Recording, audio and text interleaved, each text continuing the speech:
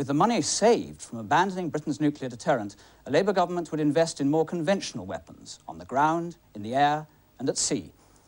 If this defence policy is carried out, Britain will be set on a dramatic and fundamental change of course, which poses major questions about our relations not only with America, but also with our allies in Europe.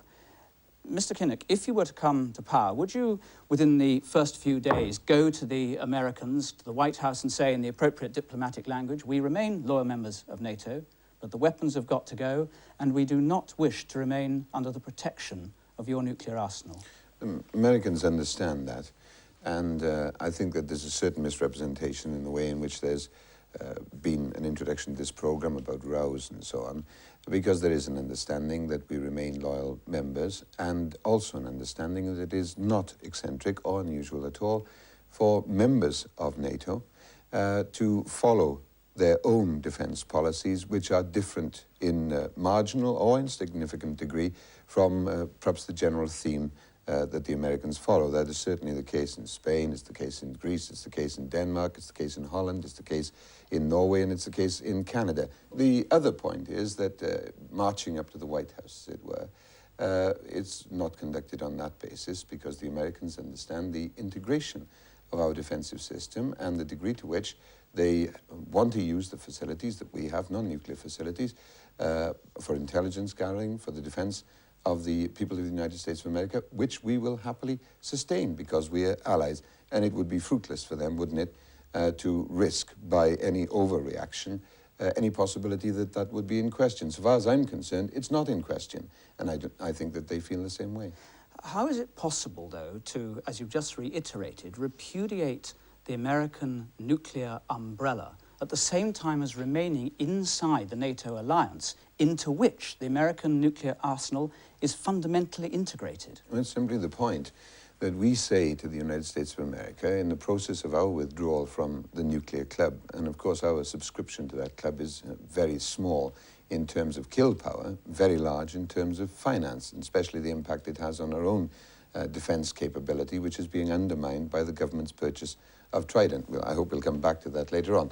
But the view that I take and my party takes, that we have a duty to the Americans to say to them, if we are not prepared to make a first strike against the USSR, then we truly cannot require you to do so and invite the retaliation from the other superpower, which would lead to the obliteration of large parts of the United States. So but consequently, we don't ask you to make a first strike against the Soviet Union. But Mr. Kinnock, there is surely a difference between saying we don't want you to make a first strike against the Soviet Union and saying we don't want to have your protection, because there are many people, many experts who are against the notion of a first strike, but who believe at the same time that nuclear deterrence, the availability of the American nuclear arsenal, is crucial to the defense of Europe. Well, the other possibility that then arises, and I was about to come to that, but I think that we're helped by your detail of explanation, that the Soviet Union would be launching nuclear weapons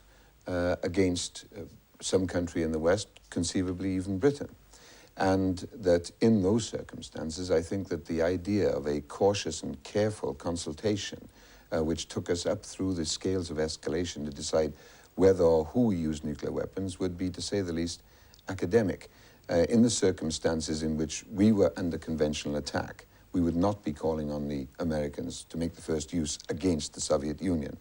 And if the Soviet Union were to make the first use against us or anyone else, I think that they would have initiated the nuclear holocaust, in which discussion was somewhat redundant. The point I'm making is, if the nuclear deterrent really does exist, it is a deterrent of balance between the superpowers, and that is a deterrent council in which we are at most nominally engaged, and in the process of trying to build up our engagement in it, as the current government is doing, they're undermining the areas of defense, conventional defense by land, sea and air, where we really should be concentrating our effective investment. You say that you are only nominally engaged.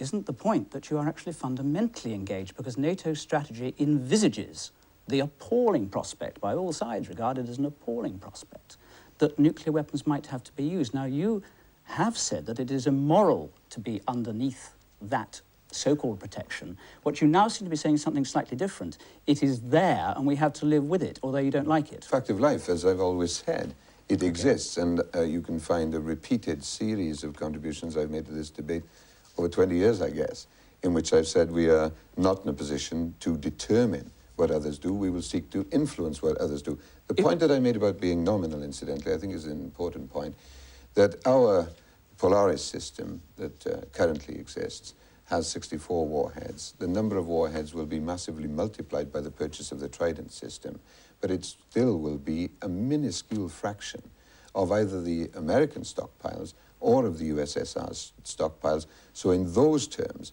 our contribution isn't enough to buy us a place at the disarmament talks, and certainly not enough to make any significant difference if there was a major nuclear exchange to the decision-making that brought us to what you described quite correctly as that appalling condition. How long would it take after you became Prime Minister before the first cruise missile would leave Greenham Common? Well, I'm not in a position to give you a time and date.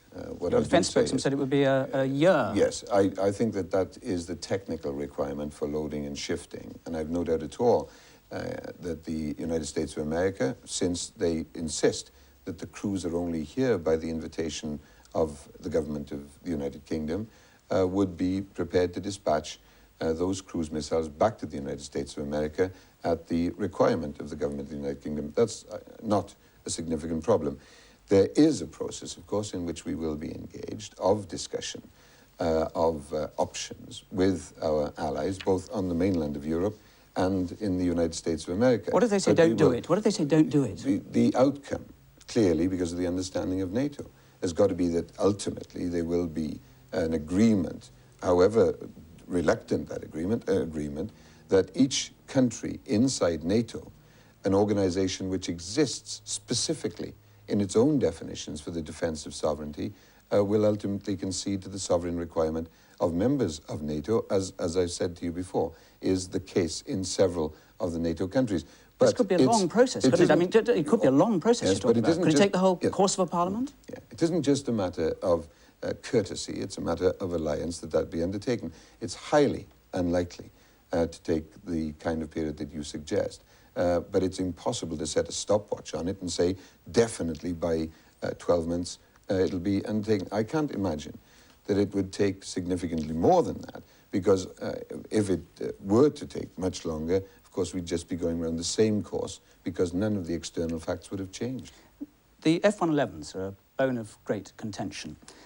Would you allow F-111s to take off from or land in Britain loaded with nuclear weapons under any circumstances? Not with nuclear weapons. The F-111s are welcome here for conventional purposes as a complement to NATO's general provision and the obligations that both the United States of America and we have and in NATO, but not with nuclear weapons. Even in a position of great crisis, it wouldn't happen? Not with nuclear weapons, because we obviously are adopting a non-nuclear defense policy. Now, you talk of conditions of great crisis.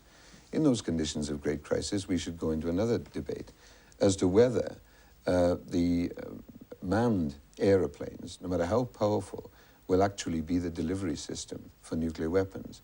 I think that there are not many people left now who, with the massive investment in missile systems, are convinced that it would be aeroplanes carrying atomic bombs, nuclear bombs, that would be used either for purpose of initial strike or for purposes of retaliation. What if the Americans say that your judgment was not taken by the Americans, and they said, sorry, we do want to have them available in a crisis? You would still say no? We wouldn't have nuclear arms carried or stockpiled in Britain. Because once we'd made the decision, of course, that we wanted to change our defence strategy, it would be entirely contradictory to that to retain nuclear weapons. Briefly to Polaris, you hope to have a deal with the Russians whereby they would scrap an equivalent number of nuclear missiles to those that you... to any British government, yes. Now, if you didn't, however, get that deal, or if they decided not to bother to sign a treaty, you will still scrap Polaris. It isn't contingent on, dependent upon any deal. No, it isn't. But I'll just say this about the Gorbachev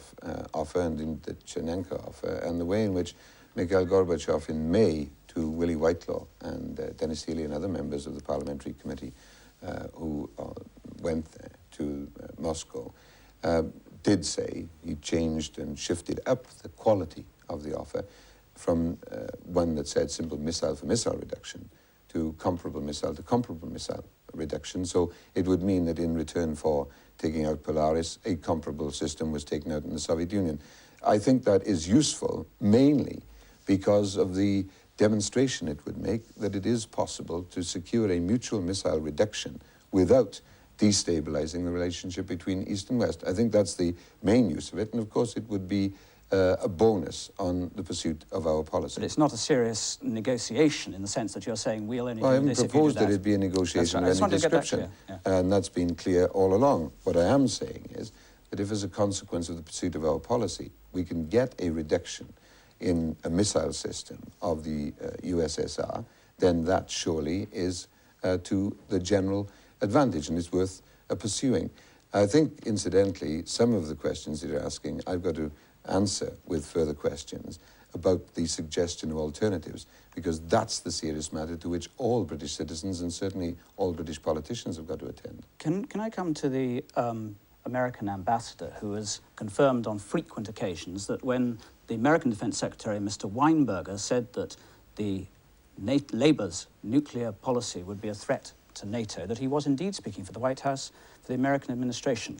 Whether you like that intervention or not, isn't it incumbent on you as a potential Prime Minister to take such a warning with the utmost gravity? Yes, but without any deference. I think it would be contradicting every interest and the best of all the qualities in Britain for us to feel deference as a consequence of the kind of views that have been expressed. Now, the other thing is this. I respect Mr. Price. I like Mr. Price. I meet him quite frequently. And he's entitled to put his point of view freely as a free man in a free country. And that's fair enough.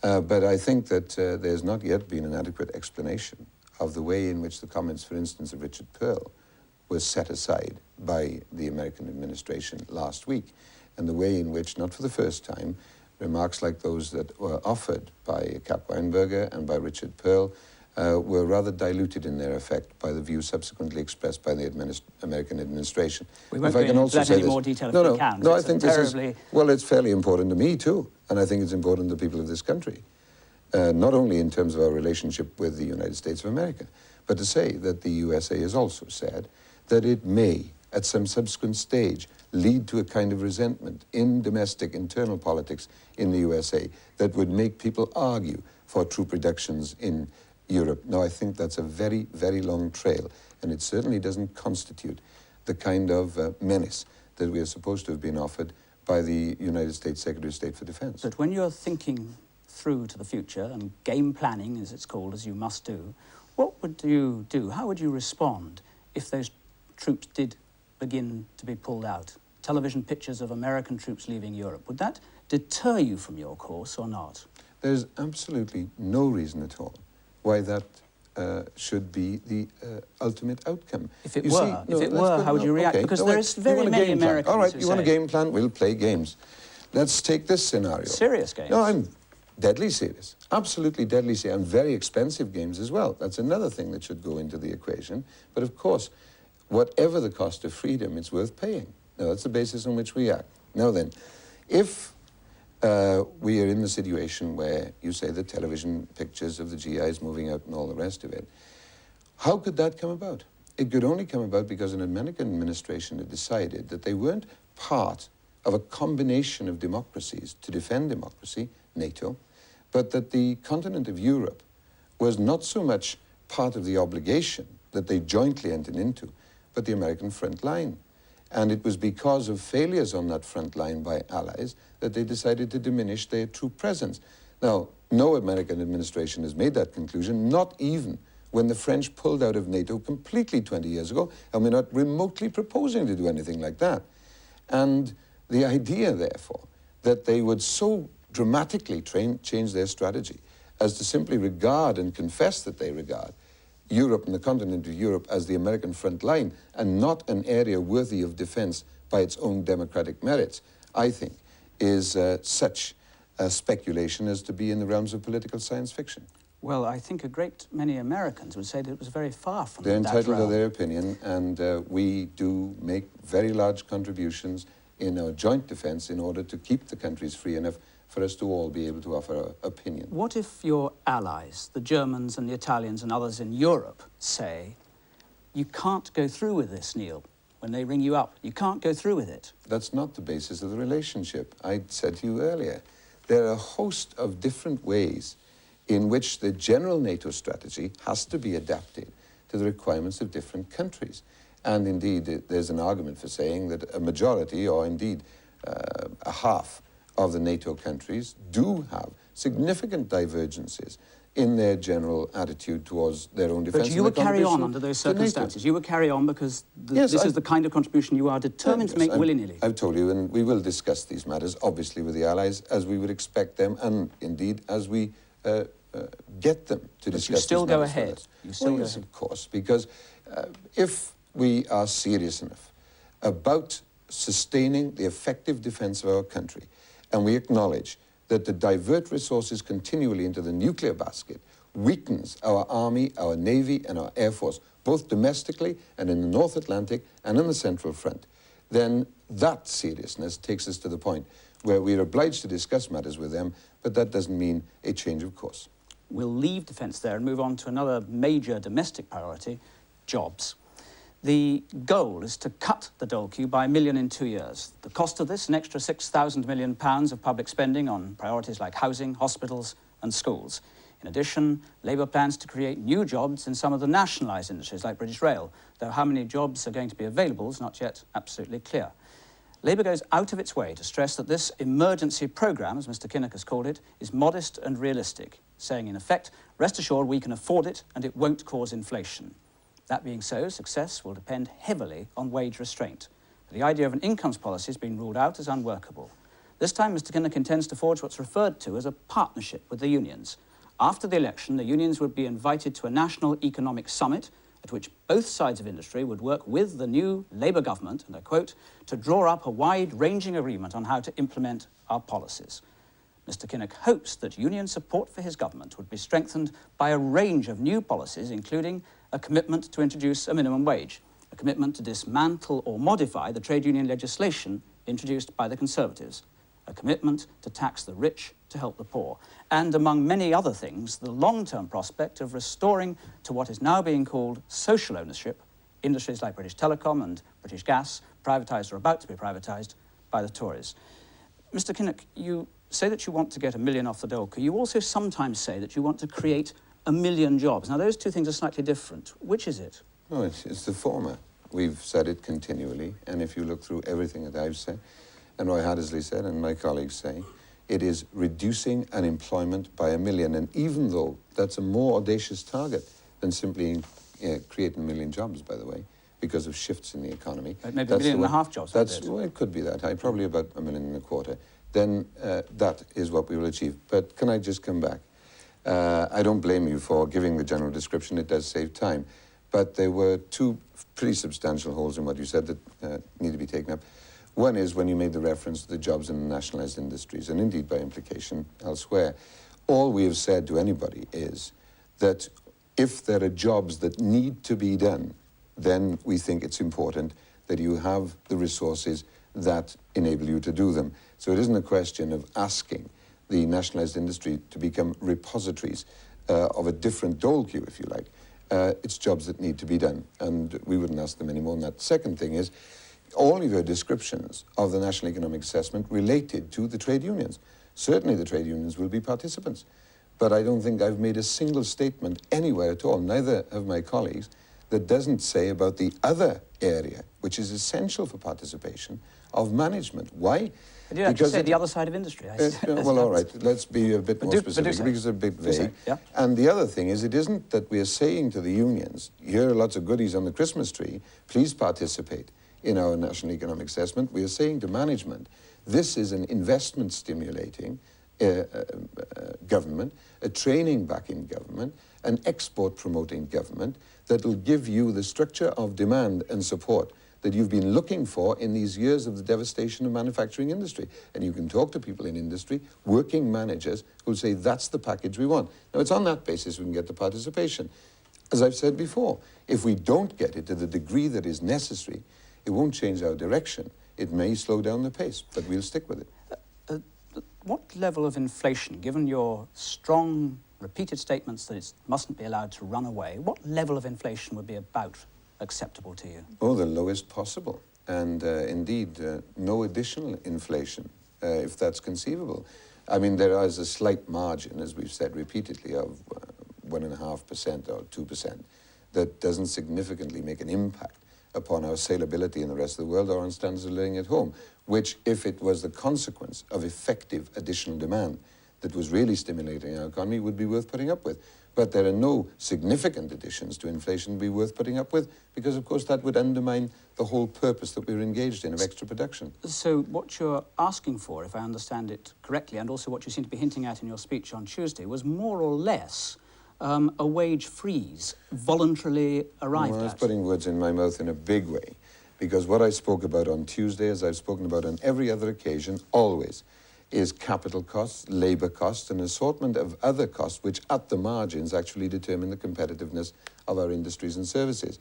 Now, the whole story of this government is one in which they have crushed industry between massively increasing capital costs with record interest rates and at the same time diminishing demands with deflationary policies, so it's knocked the legs out from under industry. Our proposition is that there should be a continuity of capital at a price that industry can afford, that encourage investment and modernization to improve the strength of our productive economy, and by that means, by extra production with lower marginal unit costs, higher productivity, we make ourselves more competitive, and that is the way to combat inflation. Now, obviously, the same thing applies to labor costs. If we can reduce the marginal costs of labor by producing more and selling better, then we're in good business, just like our competitors in Japan and Germany. I think it's feasible, provided that we can get a government that will gradually stimulate demand and will back investment, the great shortage in the British economy over the last 40-odd years. What evidence is there that